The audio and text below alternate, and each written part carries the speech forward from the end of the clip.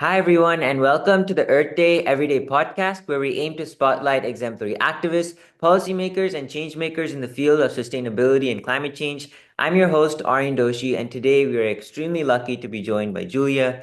Julia is a documentary photographer, ocean advocate, and the founder of Ocean Gallery. Julia, it is absolutely wonderful to have you with us today. Thank you so much. It's a pleasure to be here. Yeah, no, thank you so much for taking the time. And maybe before we sort of get into our conversation right here, can you just maybe share how you got so involved working in the filmmaking industry, right? What was that motivation? And why the connection between filmmaking and ocean, right? Like, how did that come to be? Well, I think it actually came together. So I started being an ocean photographer pretty much 10 years ago, more or less. Wow. And almost the same amount of time, I started to fall in love with the ocean. Yeah, So my passion for photography was directly linked to my passion for the ocean. And so, yeah, I would say the love of the ocean and the love for photography were, yeah, combined. And yeah, so I've been working on like documenting the beauty of the ocean for the last 10 years. And for me, it was always really important to show how versatile and how beautiful it was. But in the last few years, I started working together with more and more NGOs. yeah, And like for myself, I learned so much about how important the ocean is for our survival and how threatened it is. And I realized if this was the case for me, I was so passionate about the ocean, but I knew so little. I thought, well, this might be the same for other people. So I really wanted to dedicate my work to help raise awareness for ocean health and that we need to protect it. absolutely. And can you just maybe touch on a little bit more of those stories, right? What did you see that was problematic in the ocean? Was it too much plastic pollution? So what was that issue? And then how did you convey the message to the masses, right? How did you get people to believe that this truly is a problem? People who might not have that direct connection to the ocean like you do. Yeah, so I think at first it's all started with like falling in love with the beauty of the ocean. So I had like moments in the water with incredible animals like orcas or humpback whales, and to see how much like acceptance they gave us, and how safe they made me feel in the water, despite the fact that we as humans destroy their livelihoods. I think that really motivated me to do everything I can to help save their environment they live in. And then, of course, there is like you said, the very visible issue of pollution. Obviously, that was one thing I noticed very early in the days. Yeah, Then, it's one thing to see like plastic lying on the beach. But yeah. for example, I work with an NGO in Spain, and they treat injured turtles when they were found, entangled in old fishing nets or when they swallowed a lot of plastics. So to actually see the result, like what like terrible, what terrible thing that causes for these animals. I think that for me, just was so important to show these stories and to answer your questions like how do I get this across? I think storytelling is the key. Yeah. Like it really people really connect through their emotions. And if I tell you, well, there's a lot of pollution out there, there's a lot of plastic, you might be feeling, oh, right, yeah, that's too bad. But if I show you like all these turtles and really show their personality and how what happened to them and their unique fate because of this problem, it touches your heart much more and you really want to become more active, I think. Yeah. So I think that's the key. Yeah, and I think that's sort of a beautiful mission as well, right? Because there's so much that we as a human can portray simply through the lens of a video and then allow someone else to connect, right? It's not as if they're viewing the issue from some sort of a distant land. The moment you create that documentary, that film, they're able to see it, they're able to visualize it, and they can actually get it, right? So I think that's one of the most unique parts of the film, right? That allows someone who's just coming in who might not have that experience with the ocean to really just resonate with the work that you're doing. And I know we talked about plastic, we talked about the way it impacts turtles, right? I know a few other issues that have been dominating the media as well are bottom trawling and deep sea mining, and the sheer impact those have on really all a variety of species, right? It's not just unique to one individual one. And so, what have you seen in your time in the ocean with regards to those two issues, and how have you managed to raise awareness and spread the word about it? Yeah, so actually, bottom trawling is one topic that's really close to my heart.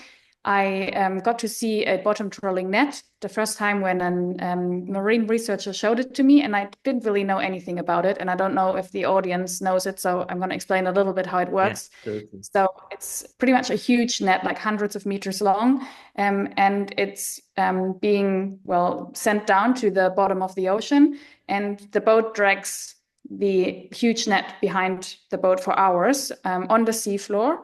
And it pretty much catches everything that's in the way of this net, everything that lives down at the seafloor. So Yeah, you can imagine like the bycatch rate is almost 90% in this sort of fishing practice. So it's the most destructive fishing practice I think there is.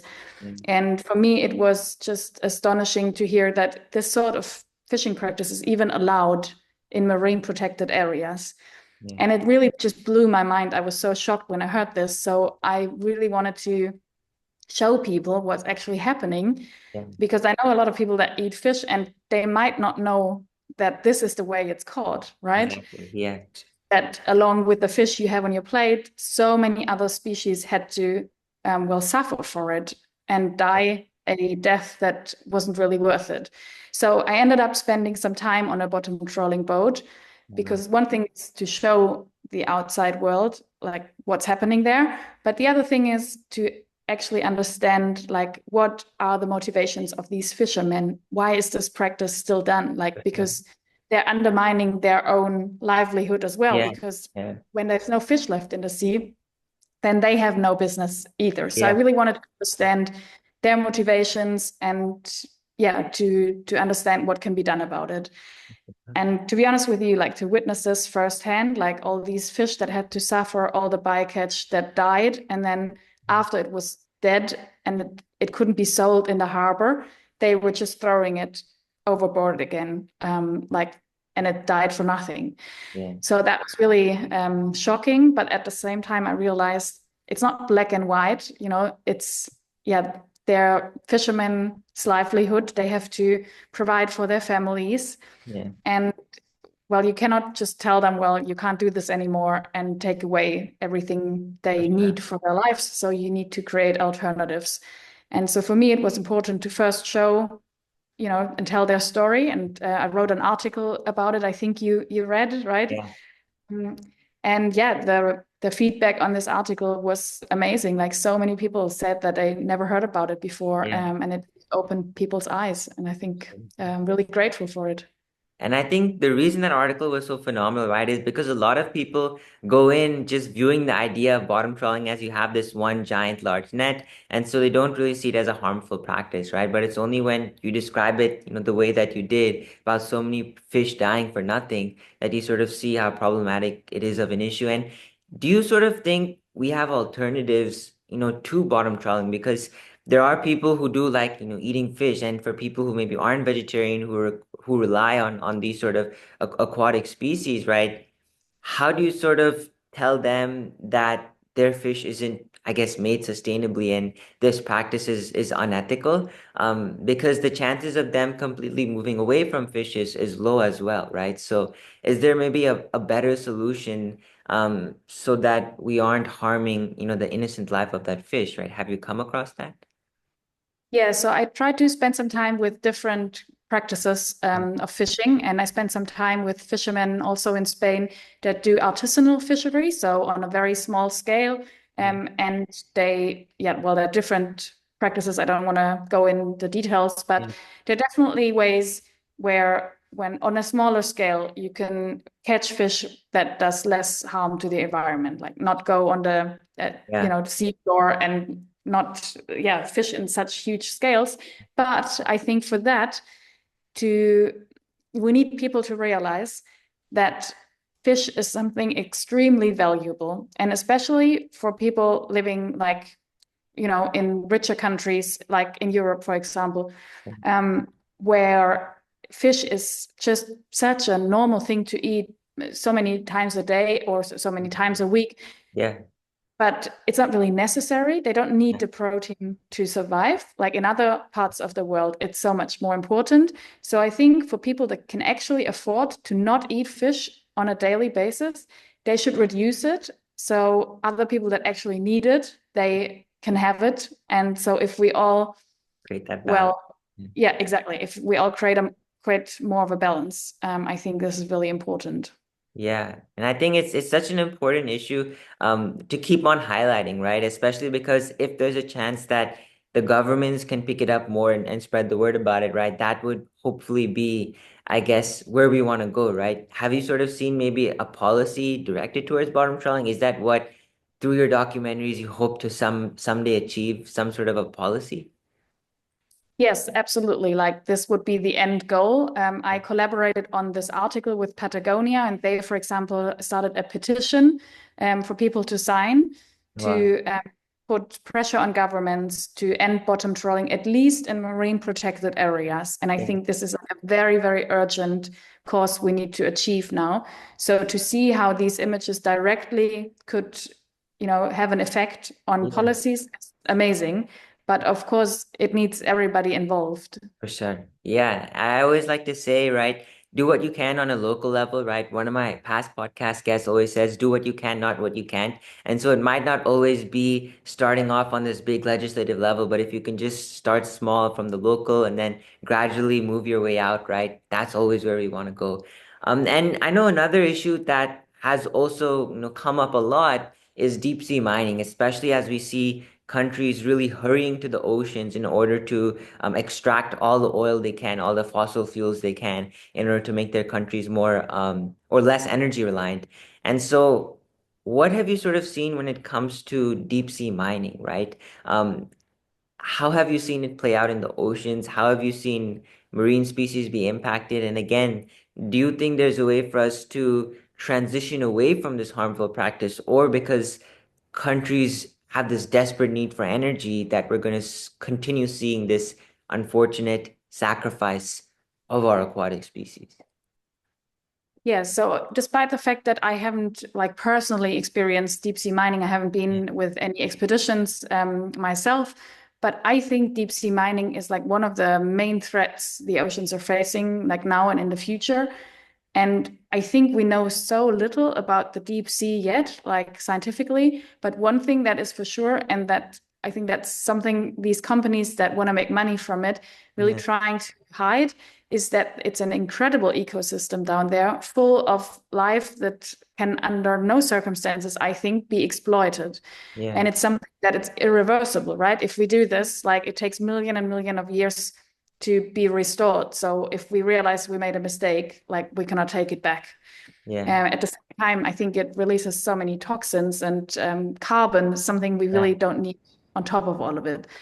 And so for me, again, it comes to down to the point that we all like feel responsible for it. I think it's like a common heritage. So we the deep sea belongs to all of us, Yeah. but again, very little people know it.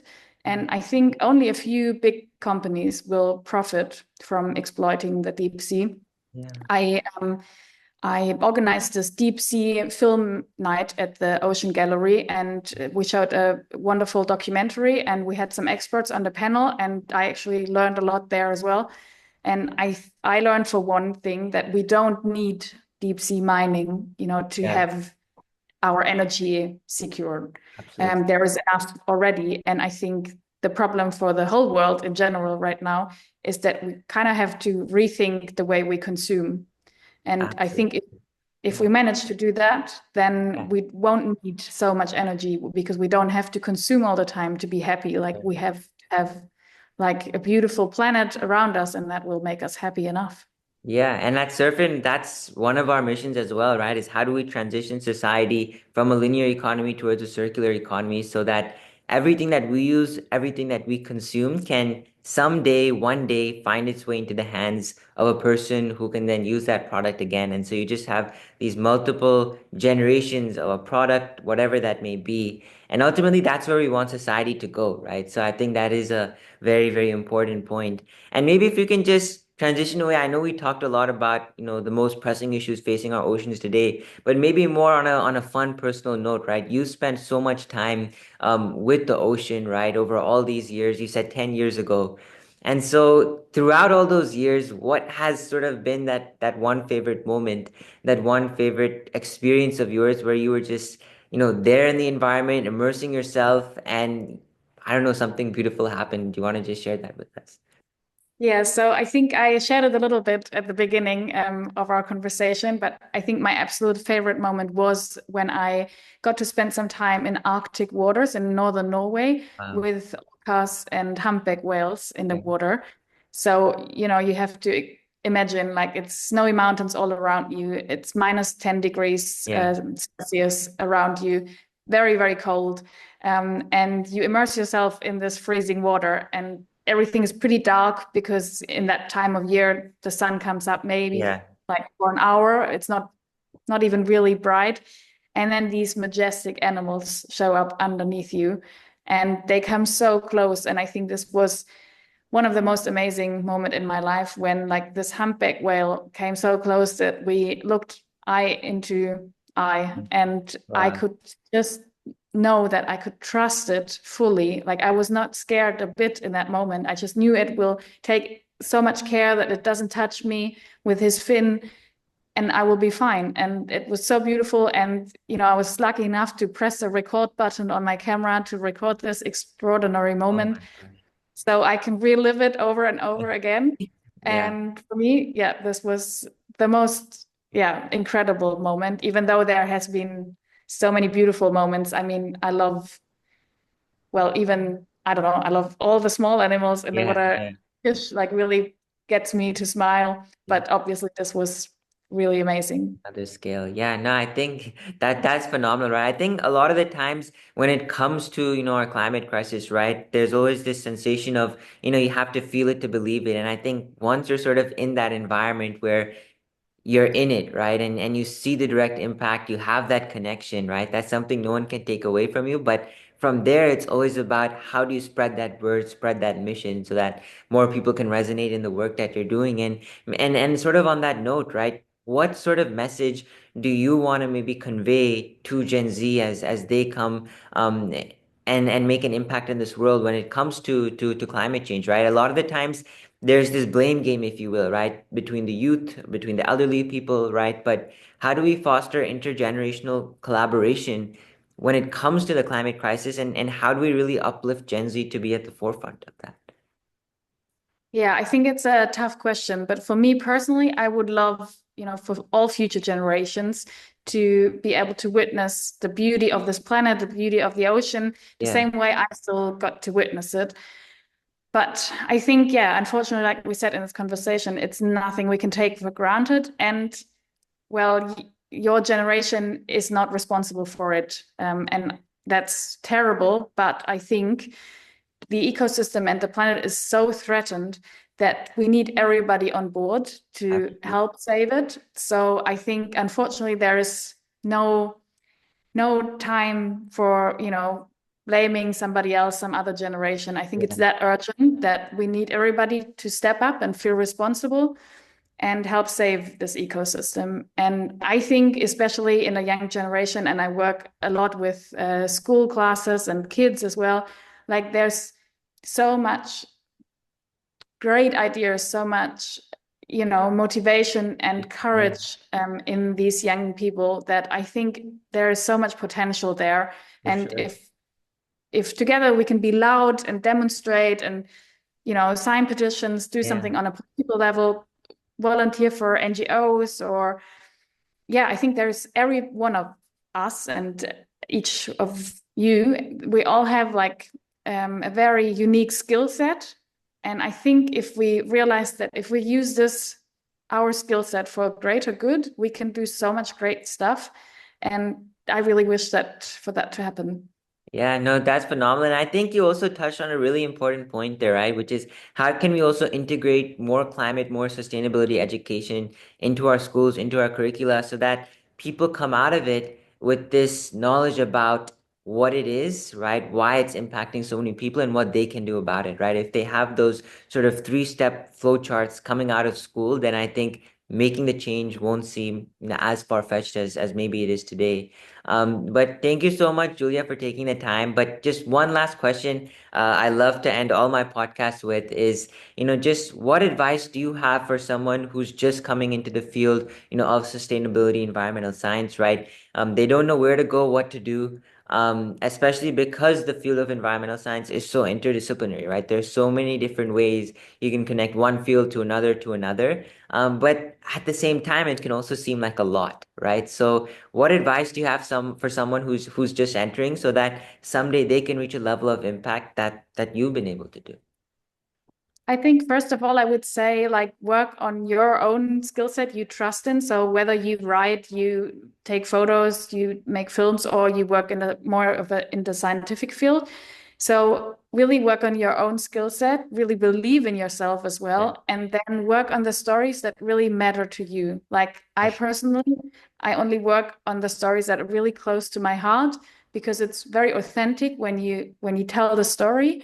Yeah, And I think then it will all slowly fall into place. Like connect with other people. There is such a great community out there. And it can be hard and overwhelming at the beginning, especially because in this field, there's not a lot of money to earn, right? So yeah, you have to do this with a lot of passion and well, you need people to collaborate and yeah. to work together with. So I think find your group of people that love the same thing you do, find your story, and then go out there and tell it. Absolutely. No, thank you so much, Julia, for sharing those warm words of wisdom, right? Like you said, I think a lot of the times we will see this battle between profit versus planet. I think there is potential for both to sort of be there in the world of sustainability and for both to happen, but we sort of have to have this inner gratitude and thankfulness for what this planet has done to us. So thank you so much, Julia, for sharing that, sharing your advice with everyone who's watching. Thank you so much to all our viewers as well, and we'll see you all on the next episode of Earth Day Every Day. Thank you so much, everyone. Thank you so much for taking the time.